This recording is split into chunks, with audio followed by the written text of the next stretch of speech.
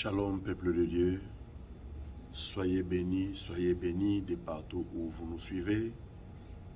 Le Seigneur vous aime beaucoup et votre humble serviteur, l'évêque Joseph Tiboui Kampanda, vous aime aussi beaucoup. Mes bien-aimés, nous voulons entamer la deuxième partie de notre sujet sur le choix du mariage. Et la deuxième partie, je l'intitule « L'homme à la recherche de la côte retirée ». Prions. Seigneur, bénis ces moments. Parle-nous, Seigneur, et que cette parole puisse nous accorder le changement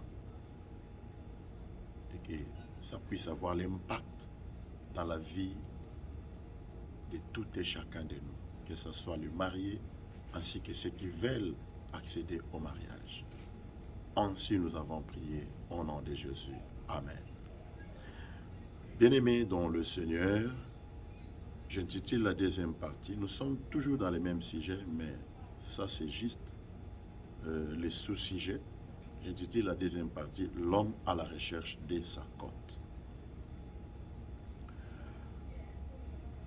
Et avant d'y arriver, je vais définir d'abord le mariage, c'est quoi? Le mariage vient du verbe transitif « marier ».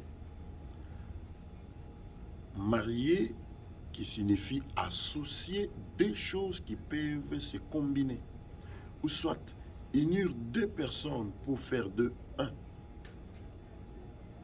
Ce que nous disons dans les mariages, 1 plus 1 est égal à 1. Et on peut parler de 1 plus 1 est égal à 1. On peut parler de cette mathématique que lorsqu'il y a combinaison dans le mariage, lorsqu'il y a combinaison, mes bien-aimés. Et on parle de la combinaison lorsque l'homme trouve la côte retirée. Si l'homme n'a pas trouvé la côte retirée, ne me parlez pas de combinaison, mes bien-aimés, ne parlez pas de combinaison. Quand l'homme trouve la côte retirée, c'est alors que nous parlerons de la combinaison et cette mathématique sera possible. De 1 plus 1 est égal à 1. Voilà pourquoi je voulais dire à ceux qui veulent s'intégrer au mariage, lorsque tu es à la recherche d'une fiancée, ne dis pas que je cherche une femme à épouser ou bien je prépare mon mariage. Non. Dis je suis à la recherche d'une côte retirée. Et si vous employez beaucoup plus ce terme ou cette phrase, la recherche d'une côte retirée, cela vous poussera à la réflexion. C'est une phrase qui nous pousse à beaucoup réfléchir.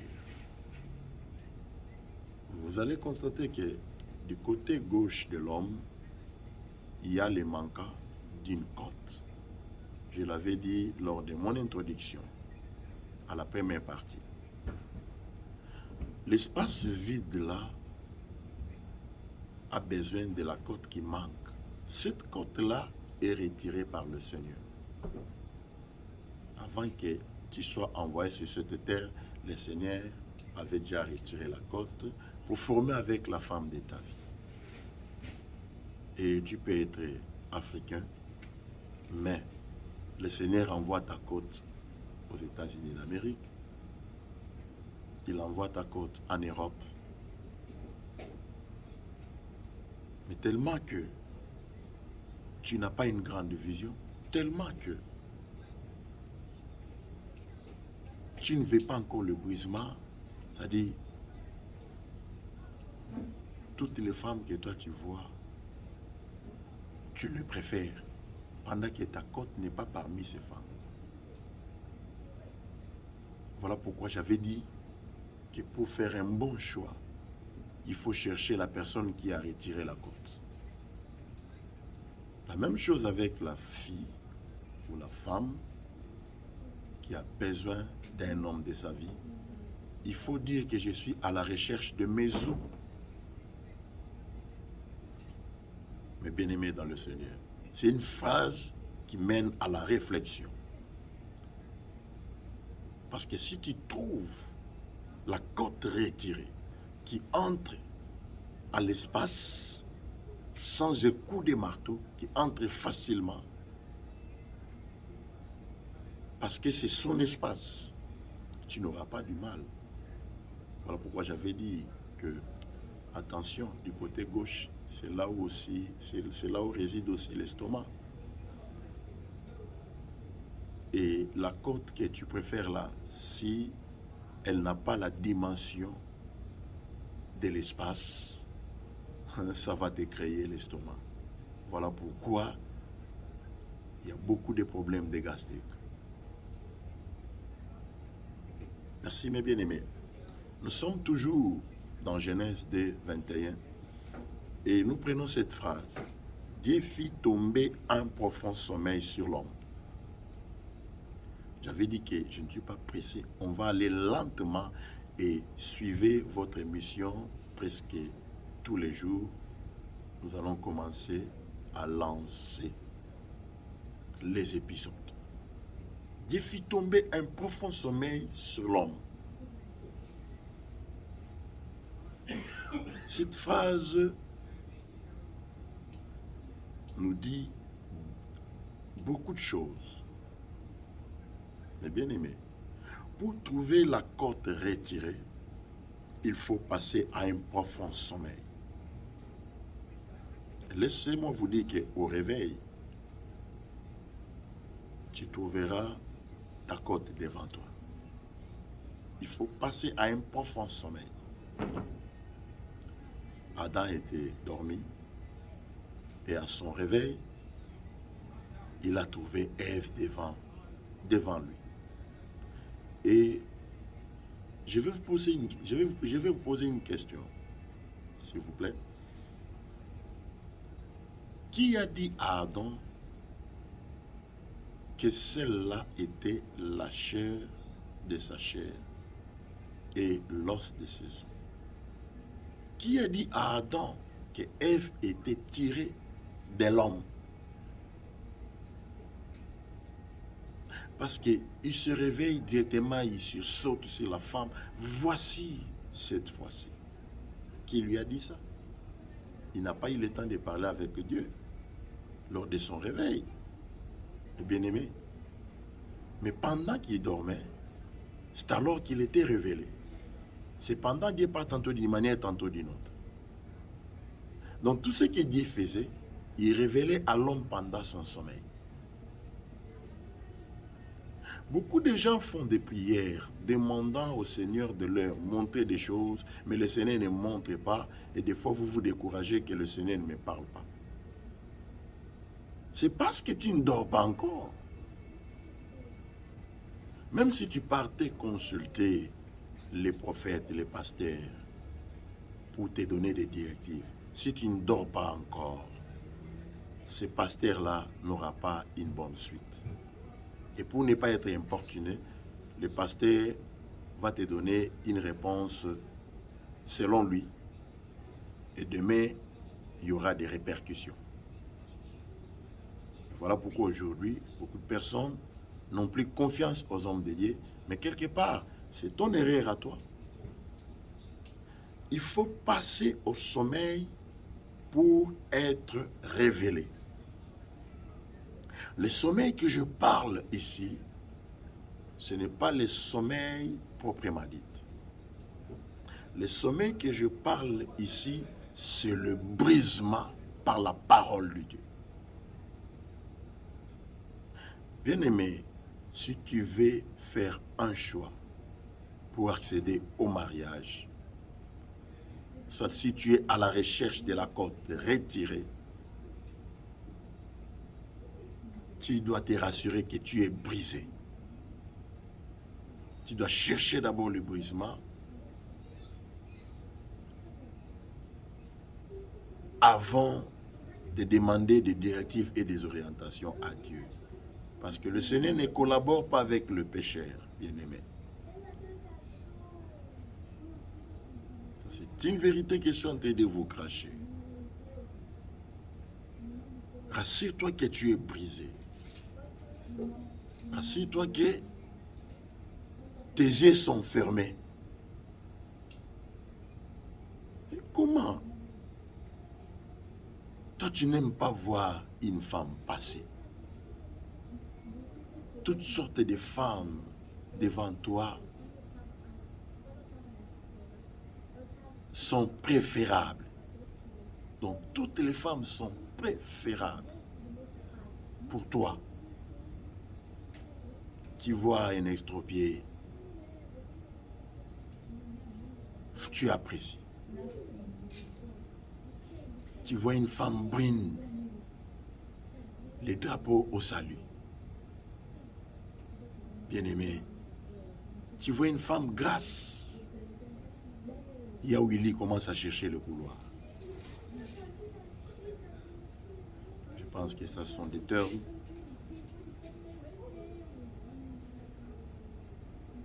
pour les hommes matures. Mais tu n'es pas brisé. Tu ne dors pas encore et tu n'as pas besoin de chercher la côte retirée, bien-aimé. Tu dois dormir. Tu rencontres une femme sur le chemin. Tu apprécies son visage. Elle passe. Tu tournes pour regarder la face de Lucifer. Comment ça bascule. Et tu apprécies. Tu ne dors pas encore, bien-aimé. Tu as besoin du brisement.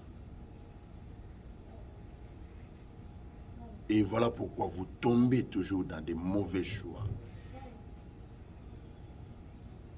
Pour chercher les orientations, les directives auprès de Dieu, il faut se rassurer que les yeux sont fermés. Mes bien-aimés dans le Seigneur, rassurez-vous que les yeux sont fermés, même avec la femme. Tu apprécies tout genre des hommes. Vraiment. Qu'il soit court, qu'il soit long, qu'il soit gros. Toi, tu ne fais qu'envier. Ma soeur, tu as besoin du brisement. Tu as besoin du brisement. C'est ça, la deuxième partie. Le profond sommeil.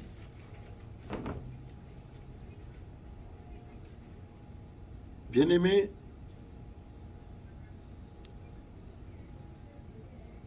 j'avais dit ceci, si tu fais un mauvais choix dans la vie, tu détruis totalement et complètement ton avenir. Voilà pourquoi le Seigneur m'inspire d'enseigner sur ce sujet. Et j'enseigne lentement, je suis vraiment lent.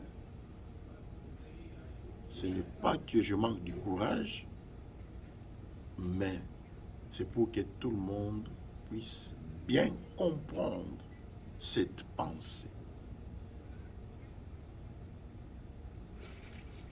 C'est ça la base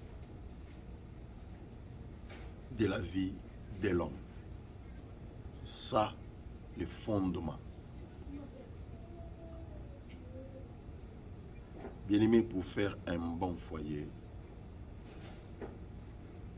il faut chercher la personne qui t'a envoyé sur terre. Le Seigneur avait retiré ta côte, il est resté avec pour former avec la femme de ta vie. Même c'est où il a placé ta femme.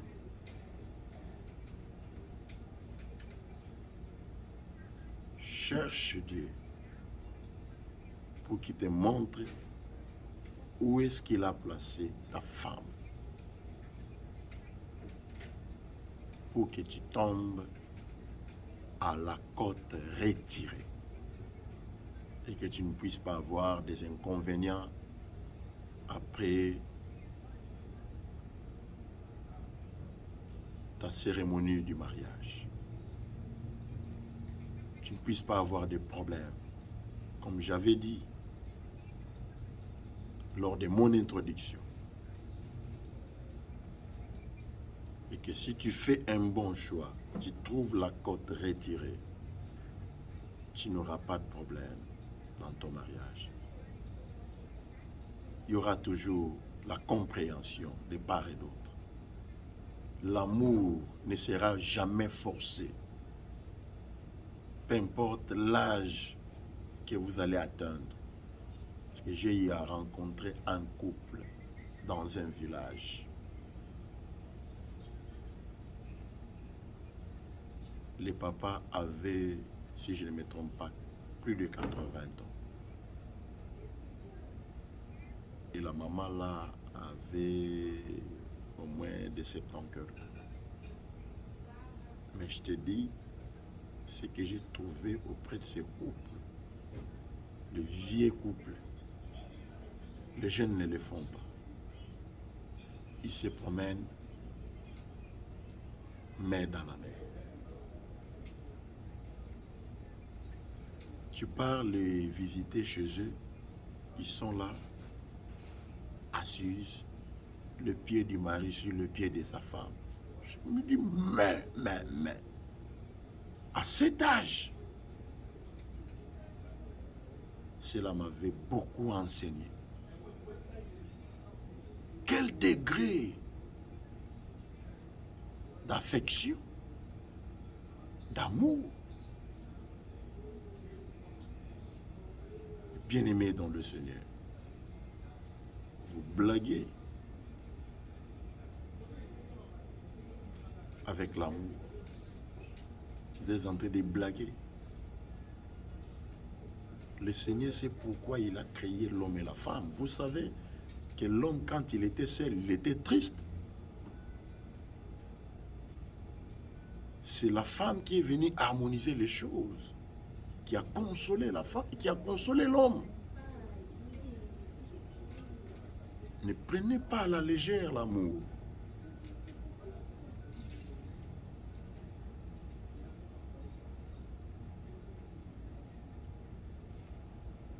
Vous vivez trop de stress. Vous savez pourquoi?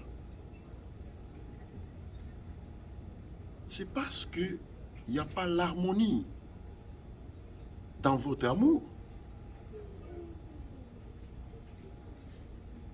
Laissez-moi vous dire que le mariage efface beaucoup de choses dans nos vies. Le mariage peut te garantir une longue vie. Et le mariage peut aussi te tuer. Si tu avais fait un mauvais choix, tu peux attirer la mort avant. Vraiment, je ne vais pas vous prendre beaucoup de temps. Pour la deuxième partie, je m'arrête par ici. Vraiment que le Seigneur vous bénisse. Et la troisième partie, on va parler sur le choix de Jacob. Et à la troisième partie, je pense que nous allons expliciter clairement beaucoup de choses sur le choix de Jacob. Vous connaissez tous l'histoire de Jacob lorsqu'il est allé chercher la femme chez son oncle Laban. Nous allons parler de ça et on va décortiquer ce verset dans la profondeur. Merci. Que le Seigneur vous bénisse de bonnes choses.